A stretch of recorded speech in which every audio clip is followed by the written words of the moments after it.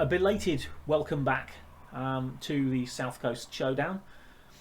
Things have been interesting, shall we say. I want to be honest and upfront with you about what's been going on.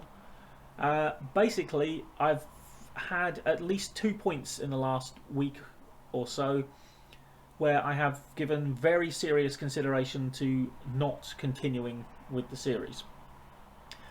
I am at a point at the moment where I am going to continue with the series, but it's going to be in a very different format in the actual style of the videos themselves. The reason for this has been the incredible frustration I've experienced with one of the teams. You can probably guess which one if you've been watching the series. And the fact that frustration was sucking all the fun out of playing the game. And if I'm not having fun playing it, you are not going to have any fun watching it. So I have made the decision that instead of doing the episodes in the style I was, what I'm now going to do is you'll probably get 2 episodes per season. So we'll do like sort of half a season up to like Christmas, New Year, and then the second half of the season. I will pick out highlights from certain games that were like sort of pivotal or exciting, or where weird incidents happened, and show you those and give you an update on how the team has been performing and whether, obviously, the transfers, etc., and any incidents with players.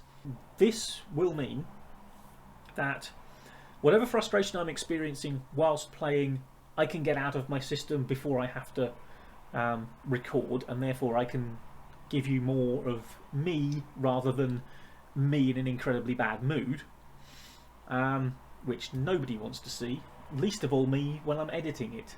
And secondly, it will enable me to basically push on sort of through, and in a couple of good sessions, hopefully maybe get like a half a season done. I can really sort of commit to a couple of nights of just really sort of pushing on with the save, and then that will mean we'll get through hopefully more seasons, and I'll have more to tell you about in each episode. And with any luck, that format will work, and it will be much better for my own mental health. Part of the reason it's taken so long to get to this particular episode is because there have just been points where I just haven't wanted to play the game because I didn't want to go back into that incredibly frustrating situation. For now, just know that there will be a change to the style of the episodes. Hopefully it will be better for everybody concerned. And with that said, now let's have a look and see what has exactly happened to both teams.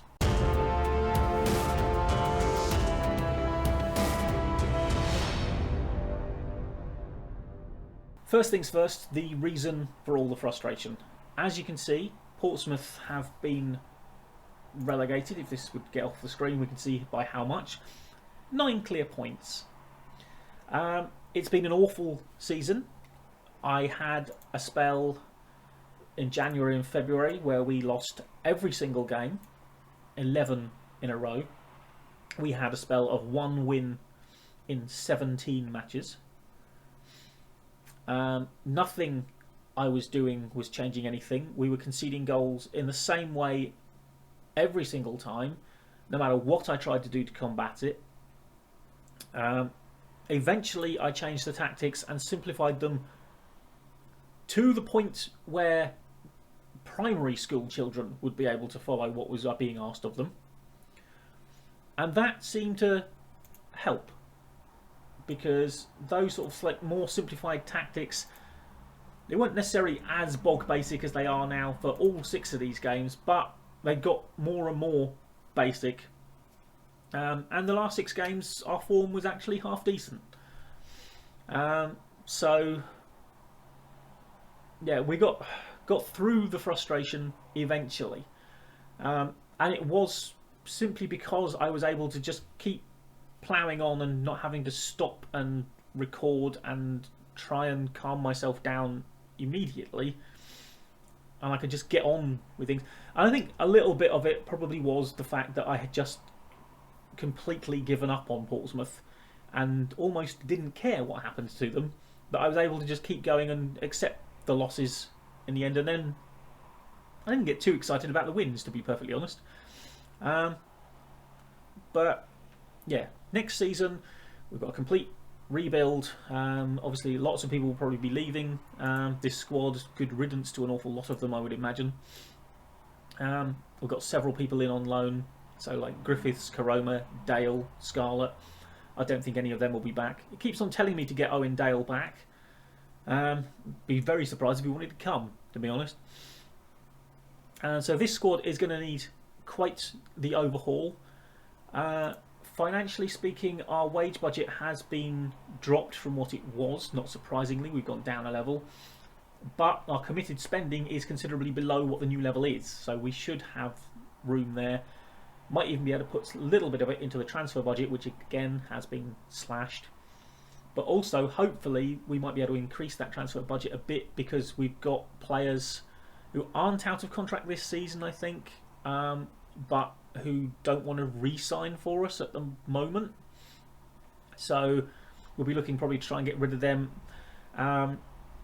It's recently told me about the Premier League youngsters who've been released, so we'll go hunting and see if we can find any of those that might be willing to join us and have got some decent potential, or at least decent talent for the moment. So yeah, there's a big rebuild to be done at Portsmouth, but weirdly, after all that frustration, that's going to be kind of fun to do.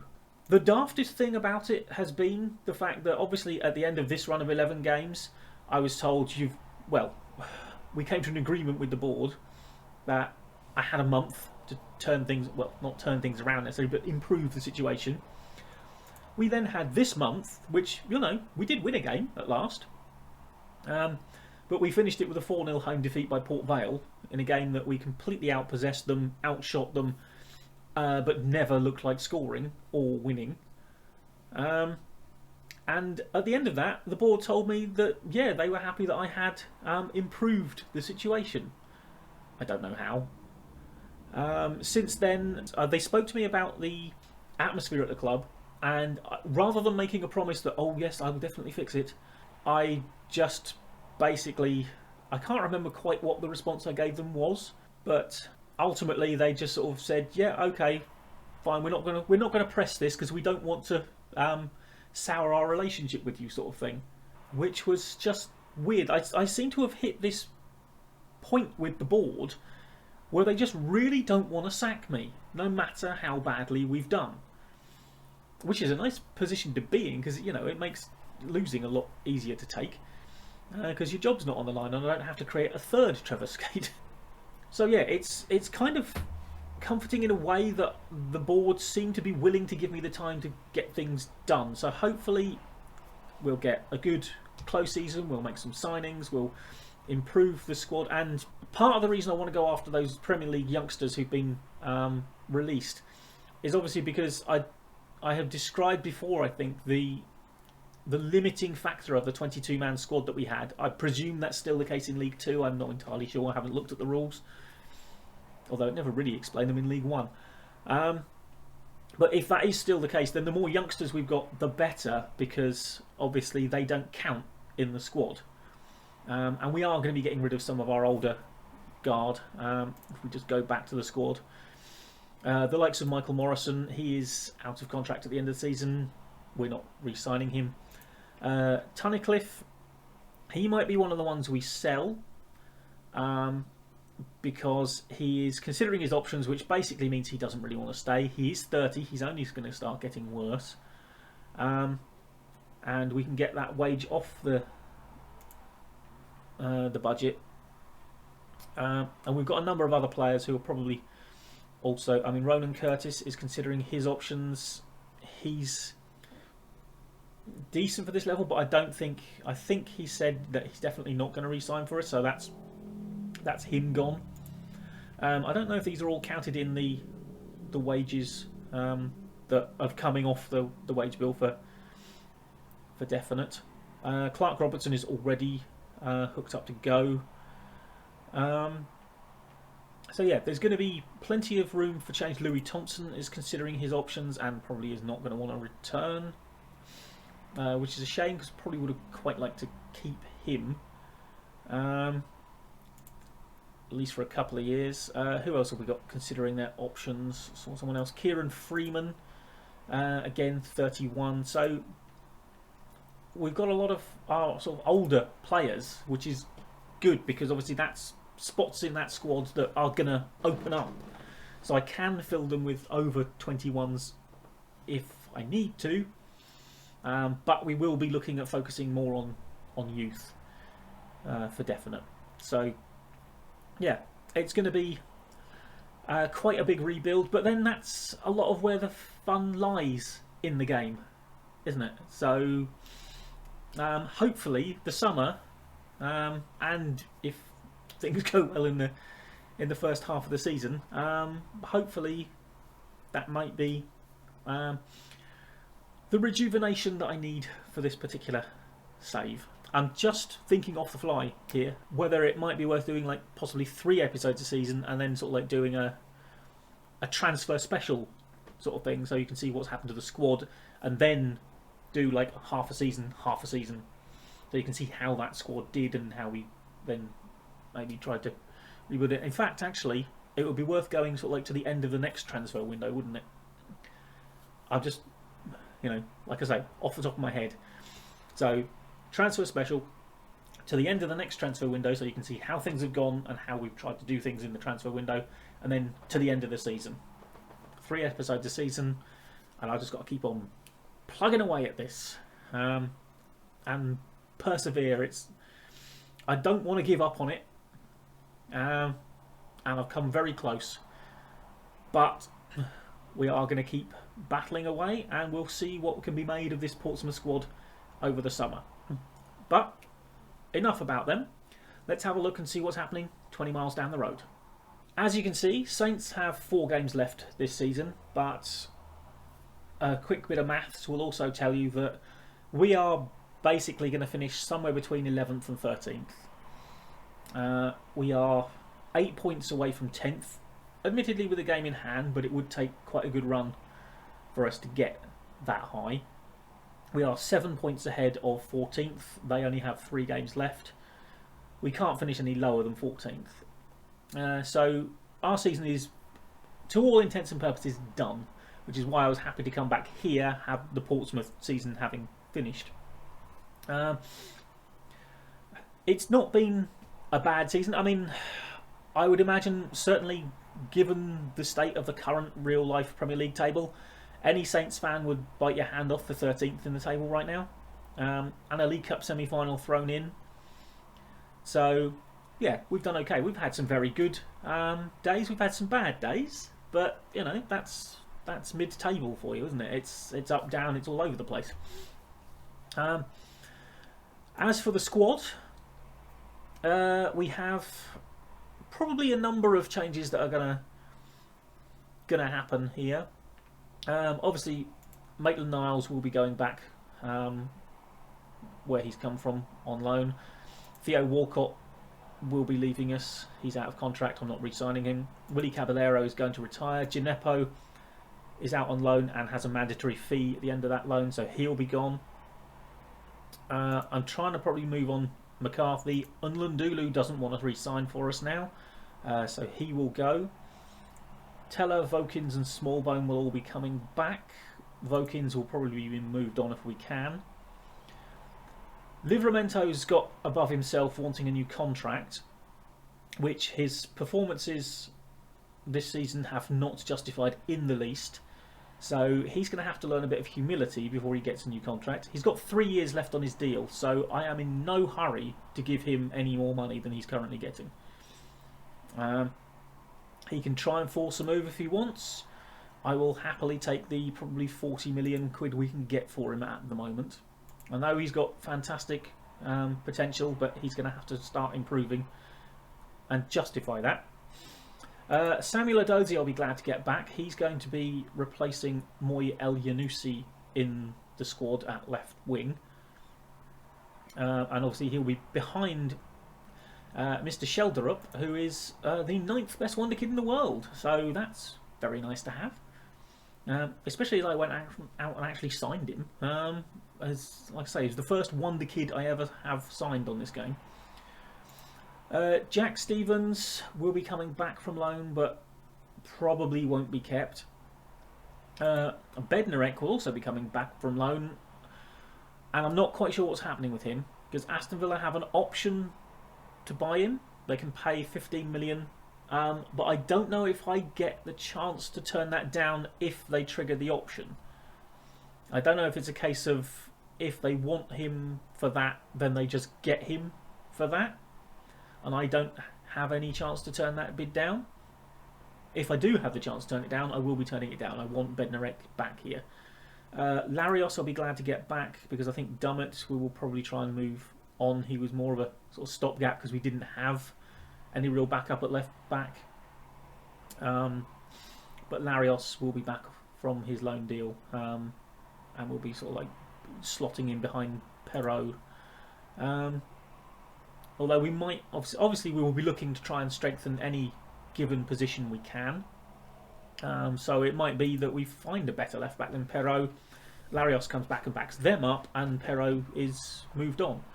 I'm not sure, but yeah, we will obviously be trying to push the squad to the next level, which I suppose for us would be comfortable top half finish. That's what we'll be aiming for in the next couple of years. We've had our youth intake. We've had a couple of decent potential players come through, including the beautifully named Beckham Huggins, so we'll be definitely keeping an eye on him. Yeah, so ultimately, relatively solid first season. As you can see here, we don't like to draw. We are basically the Premier League's Blackburn Rovers. We have not drawn since the 2nd of January, and we came 5 minutes away from not drawing that one. When was the last one before that, just out of interest? Yeah, October. So we have been within 5 minutes of not actually having a draw for, what, 6 months? So yeah, that's quite impressive. Sadly, well actually it's a relatively 50-50 split on wins and losses between them. Obviously bad run here around February. But yeah, I mean, we're expected to beat Forest. We'll expect to lose against Bournemouth. We should beat. Oh, we're expected to lose against Liverpool rather, and Man City, obviously. But I would hope we win those two. So we might just alternate wins and losses for the last 8 games of the season, which would be nice. We do have a little bit of a say in where the title goes because obviously we're playing Man City on the last day, and that Manchester United side is again overrated. And I don't know how they do it. They seem to. Maybe there's Man United fans on their Sports Interactive staff. I don't know, but yeah, might be playing the kids on the last day, which will be harsh on the kids, obviously. But if the title's going to come down to Man City having to win it, then I know which way I'm going. I do not like that Manchester United side. I'm sorry, I just don't. And it's always nice to see Ronaldo crying, isn't it? Anyway, so yeah, again, not so much of the rebuild that is required at Portsmouth, obviously, but we'll be looking to try and improve in a few areas and see what we can get. And also, I have done a lot of scouting on teams in their national sides, like sort of under 18s, under 19s squads, to see if we can find some good young talent to bring through in the seasons to come. Obviously, we went out and bought some of those players on transfer deadline day, and yeah, we'll be hoping to do a bit more of that sort of thing in the summer, so we can sort of get those players coming through within the club, and then we don't have to go out and buy them. Get them young, train them up, play them. It's the Southampton way. Oh, they're going to give me 25.86 million there, and the wage budget is going to edge up a little bit as well, and our committed spending is down. So we've got space in the wages, and we'll have some transfer budget. So yeah, hopefully we'll be able to do some bits. That is basically the summary of what's happened in the long time in the save and the long time in real life. But yeah, I hope you understand the reasons why I'm making the changes I'm making to the way it's going to work. It has been the most difficult time I've ever had on the game, and yes, I realise it is just a game, but it's also quite frustrating to watch what you think should work fail so horribly and you don't understand why. But I will keep pushing on. I'm not going to give up. We will persevere, and we will see where it ends up. I mean, the original aim of this was to make both sides relevant. I've brilliantly managed to make Portsmouth less relevant, but hopefully what that means, it's just going to take us that bit longer, and we will build from a slightly lower starting point. I'm quite looking forward to the chance to rebuild that side in my own image, as it were. Yeah, we'll see how it goes. So I will piece together this episode, and then the next thing you should see from me will hopefully be a little piece around the end of August, when the transfer window is closed. The seasons will probably obviously have already started, so you get to see how we've kind of kicked off the new seasons, and what changes have been made at both clubs. But until then, thank you very much for joining me. Thank you for sticking with it and waiting for this episode. Like, comment and subscribe. Happy to hear anything you have to say on this episode and what my plans are for the future. Yeah, hopefully I will see you next time. But bye bye for now.